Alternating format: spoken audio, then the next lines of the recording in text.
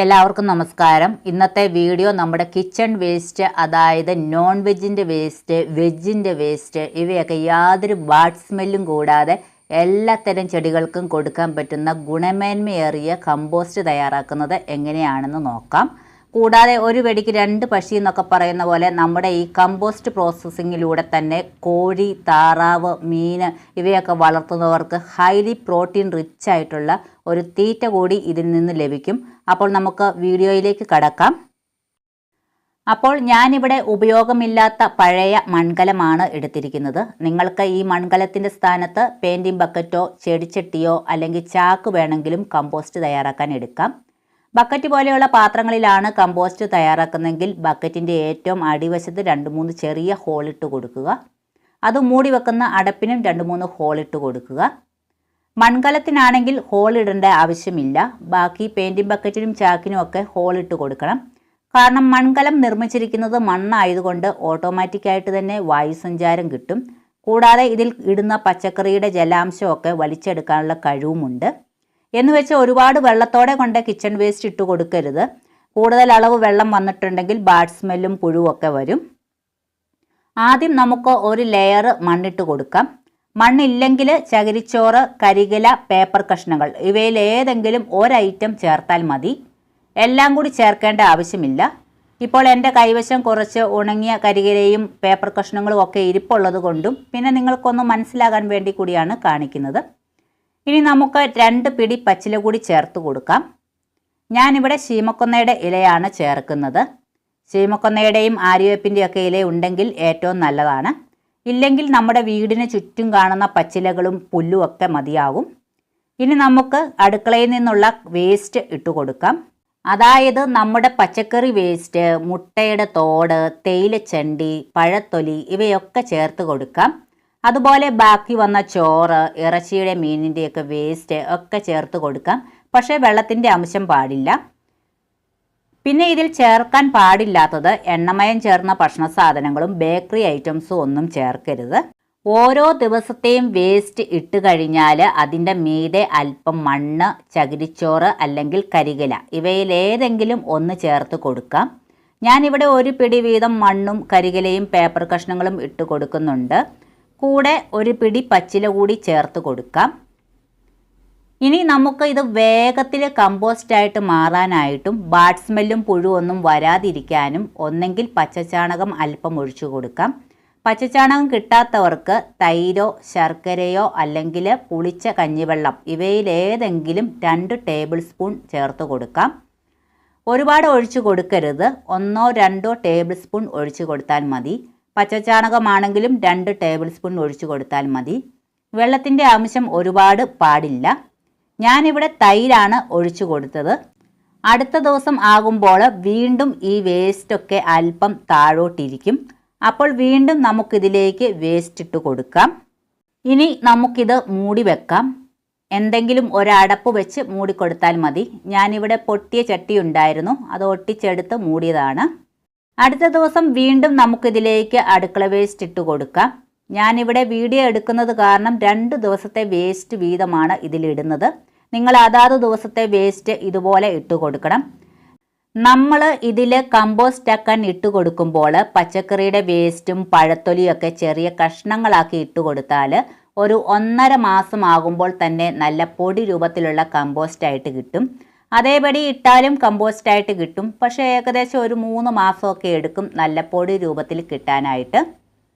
മുട്ടയൊക്കെ വാങ്ങുമ്പോൾ കിട്ടുന്ന ഇതുപോലത്തെ പേപ്പർ ട്രേ ഒന്നും കളയേണ്ട ആവശ്യമില്ല. നമുക്കിതിൽ ചേർക്കാം. പേപ്പർ കഷ്ണങ്ങളിലും കരികിലയിലും ഒക്കെ ഏറ്റവും കൂടുതലുള്ളത് കാർബണാണ്. അതുപോലെ പച്ചക്കറി വേസ്റ്റിലും പച്ചിലകളിലുമൊക്കെ ഏറ്റവും കൂടുതലുള്ളത് നൈട്രജനാണ്. കാർബൺ നൈട്രജൻ അനുപാതം കൃത്യമായിട്ട് കിട്ടുകയാണെങ്കിൽ ഏത് തരം ചെടികളുടെയും ആരോഗ്യകരമായ വളർച്ചയ്ക്കും കൂടാതെ ചെടികൾക്ക് ആവശ്യമായ എല്ലാ മൂലകങ്ങളും കിട്ടുകയും ചെയ്യും. ഓരോ പ്രാവശ്യവും മണ്ണിട്ടതിന് ശേഷം അല്പം വെള്ളം തളിച്ചു കൊടുക്കണം. മണ്ണ് നനയാൻ മാത്രം വെള്ളം ഒഴിച്ചാൽ മതി, കൂടുതൽ വെള്ളം ഒഴിക്കരുത്. വീണ്ടും അടുത്ത ദിവസത്തെ വേസ്റ്റ് ഇടാറായപ്പോൾ നന്നായിട്ട് താഴോട്ട് വേസ്റ്റ് ഇരുന്നിട്ടുണ്ട്. വീണ്ടും നമുക്കിതിലേക്ക് കിച്ചൺ വേസ്റ്റ് ഇട്ട് കൊടുക്കാം. അങ്ങനെ ഞാൻ ഇതിൽ 10-12 ദിവസത്തെ വേസ്റ്റ് ഇട്ട് കൊടുത്തിട്ടുണ്ട്. അതിനുശേഷം മൂടി വെച്ചതിന് ശേഷം നല്ല തണലത്ത് വെക്കുക. അതായത് നേരിട്ട് നല്ല വെയിലും മഴയും ഒക്കെ ഉള്ള സ്ഥലത്ത് വെക്കരുത്. ഇനി നമ്മൾ കമ്പോസ്റ്റ് തയ്യാറാക്കുമ്പോൾ നല്ല പൊടി രൂപത്തിൽ കിട്ടാൻ വേണ്ടി ശ്രദ്ധിക്കേണ്ട കാര്യങ്ങൾ എന്തൊക്കെയാണെന്ന് പറയാം. ഓരോ പ്രാവശ്യവും പച്ചക്കറി വേസ്റ്റ് ഇട്ടതിന് ശേഷം കരികില, പേപ്പർ കഷ്ണങ്ങൾ, ചകിരിച്ചോറ്, മണ്ണ് ഇവയിൽ ഏതെങ്കിലും ഒന്ന് ഉപയോഗിക്കണം. ഇവ ഓരോന്നും മാറി മാറി ഉപയോഗിച്ചാലും കുഴപ്പമില്ല. നമ്മൾ ഇങ്ങനെ ചേർക്കാനുള്ള കാരണം നമ്മുടെ പച്ചക്കറി വേസ്റ്റിൽ വെള്ളത്തിൻ്റെ അംശം കൂടുതലായിട്ട് കാണും. അതിനെ വലിച്ചെടുക്കാൻ കരികിലയ്ക്കും പേപ്പർ കഷ്ണങ്ങൾക്കും ഒക്കെ സാധിക്കും. വെള്ളം കൂടുതലായിട്ട് ഈ വേസ്റ്റിൽ വന്നിട്ടുണ്ടെങ്കിൽ പുഴുവും ബാഡ് സ്മെല്ലും ഫംഗസും ഒക്കെ ഉണ്ടാകാനുള്ള സാധ്യതയുണ്ട്. അതുകൊണ്ട് ഇതിൽ കരികില പോലെയുള്ള ഐറ്റംസ് ചേർക്കുകയാണെങ്കിൽ കൂടുതലായിട്ടുണ്ടാകുന്ന വെള്ളം വലിച്ചെടുക്കുകയും ചെയ്യും. കൂടാതെ നല്ല വായുസഞ്ചാരം ഉണ്ടാകാനും സഹായിക്കുന്നു. അതിനുശേഷം നമ്മളിത് നിറച്ച് ഫില്ല് ചെയ്ത് മാറ്റി മൂടി വെച്ചതിന് ശേഷം ആഴ്ചയിൽ ഒന്ന് നന്നായിട്ട് ഇളക്കി കൊടുക്കുകയാണെങ്കിൽ പെട്ടെന്ന് തന്നെ കമ്പോസ്റ്റായിട്ട് കിട്ടും. ഇങ്ങനെ ഇളക്കി കൊടുക്കുന്ന സമയത്ത് നമ്മൾ ശ്രദ്ധിക്കേണ്ട ഒരു കാര്യം, നമ്മൾ ഇളക്കുന്ന സമയത്ത് കമ്പോസ്റ്റ് നല്ല ഡ്രൈ ആയിട്ടാണ് ഇരിക്കുന്നതെങ്കിൽ അല്പം വെള്ളം തളിച്ചു കൊടുക്കണം. കാരണം കമ്പോസ്റ്റിന് അല്പം നനവ് എപ്പോഴും ഉണ്ടായിരിക്കണം. എന്ന് വെച്ച് ഒരുപാട് വെള്ളത്തിൻ്റെ അംശം പാടില്ല. അതായത് കൃത്യമായിട്ട് പറഞ്ഞാൽ നമ്മൾ പുട്ടിന് നനയ്ക്കുന്ന മാവിൻ്റെ പരുവത്തിലുള്ള നനവ് എപ്പോഴും ഉണ്ടായിരിക്കണം. എങ്കിൽ മാത്രമേ പെട്ടെന്ന് തന്നെ കമ്പോസ്റ്റ് നല്ല രീതിയിൽ പൊടിഞ്ഞ് നല്ല ഗുണമേന്മയേറിയ ബ്ലാക്ക് നിറത്തിലുള്ള കമ്പോസ്റ്റ് കിട്ടുകയുള്ളൂ. അല്ലെങ്കിൽ മണ്ണിൻ്റെ നിറമുള്ള ഒരു കമ്പോസ്റ്റ് ആയിരിക്കും കിട്ടുക. അതുപോലെ ഈ കമ്പോസ്റ്റിൽ വെള്ളത്തിൻ്റെ അംശം കൂടുതലായിട്ട് തോന്നുകയാണെങ്കിൽ അല്പം മണ്ണോ ചകിരിച്ചോറോ അല്ലെങ്കിൽ കരികിലയോ പേപ്പർ കഷ്ണങ്ങളോ ഏതെങ്കിലും ഒന്നിട്ട് മിക്സ് ചെയ്താൽ മതി.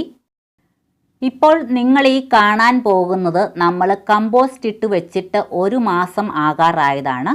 ഞാൻ ഇതിൻ്റെ അടപ്പ് തുറക്കാൻ പോകുകയാണ്. ഒരു കാര്യം കാണിച്ചു തരാം. ഇപ്പോൾ ഈ പറന്നു പോകുന്ന ഈച്ച BSF ലാർവയാണ്. അതായത് ബ്ലാക്ക് സോൾജിയർ ഫ്ലൈ എന്ന് പറയുന്ന ഒരു ഈച്ചയാണിത്. നമ്മുടെ കിച്ചൺ വേസ്റ്റ് കമ്പോസ്റ്റ് ആക്കാൻ ഇട്ട് കഴിയുമ്പോൾ ഈ BSF എന്ന് പറയുന്ന ഈ ഈച്ചകൾ ഇതിനുള്ളിൽ കയറി ഇണചേർന്ന് 1-2 ദിവസം കഴിയുമ്പോൾ ഇവ മുട്ടയിടുകയും മുട്ടയിട്ടതിന് ശേഷം ഈ ഈച്ച അതിനുള്ളിൽ തന്നെ കിടന്ന് ചത്തുപോവുകയും ചെയ്യും. അതിനുശേഷം ആ മുട്ട വിരിഞ്ഞ് പുഴുക്കളാവുകയും ചെയ്യും. ഇപ്പോൾ ഞാനിവിടെ ഇത് കാണിക്കാൻ കാരണം ഈ ഈച്ച ഒരുപക്ഷെ നിങ്ങൾ കാണാൻ സാധ്യത കുറവാണ്. ഇത് മുട്ടയിട്ടിട്ടുണ്ടാകുന്ന പുഴുക്കളെ നിങ്ങൾ കമ്പോസ്റ്റിൽ കാണാൻ സാധിക്കും.